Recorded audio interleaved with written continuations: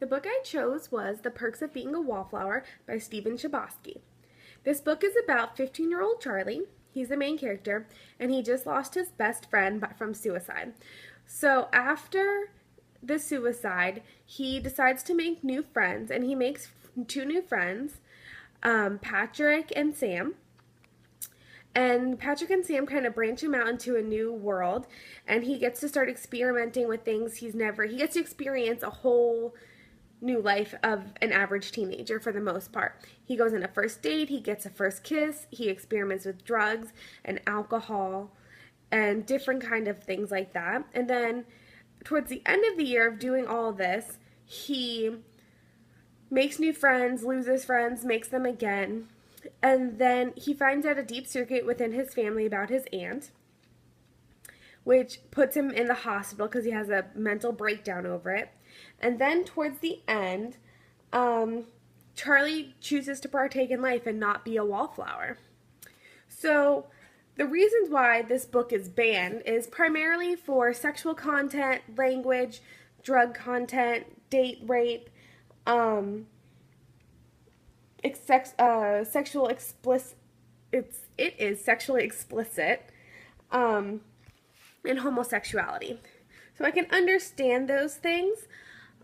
I'm going to read a little excerpt from the book, and a lot of it is kind of journal written. He's writing to a pen pal. It says, January 1st, 1992. Dear friend, it's now 4 o'clock in the morning, which is the new year, even though it's still December 31st. That is, until people fall asleep. I can't sleep. Everyone else is either asleep or having sex. I've been watching cable television and eating Jell-O. And seeing things move. I wanted to tell you about Sam and Patrick and Craig and Brad and Bob and everyone, but I can't remember right now. It's peaceful outside.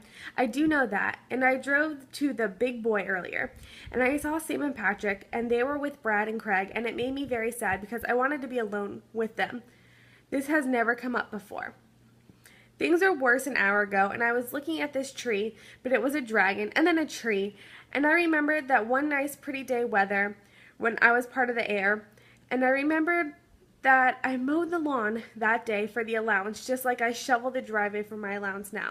So I started shoveling Bob's driveway, which is a strange thing to do on a New Year's Eve party. So that's just a little bit of what is happening there. Basically what's happening is that he's tripping on LSD, and he's explaining his trip to his pen pal. So I understand why why it would be censored or banned, but I don't necessarily agree with it. While this book does kind of get into the nitty-gritty of the average, maybe not average, but close to average teenage life, I think it's something that kids really need to read. While it may not apply to every kid, at least they know it's out there, and they know it's happening, and they can relate to other people. It's better to have an idea about it. It's a real look into a teenager's life and someone who's struggling and dealing with different things on a daily basis, and suicide is something that does happen. Same with teenagers taking drugs. So, plus, if you try and ban something, people are just going to want to do it more and read it more. So I think it's better to have it out there, know what's coming, and prepare your students or kids for it. So yes, I would definitely have this in my classroom. Yeah, I would definitely have this in my classroom, but I do understand the reasons why it would not be in some teachers' classroom, and depending on the grade level. I would say mostly high school I would use this book for. But, yeah. So, I can understand it. Thank you.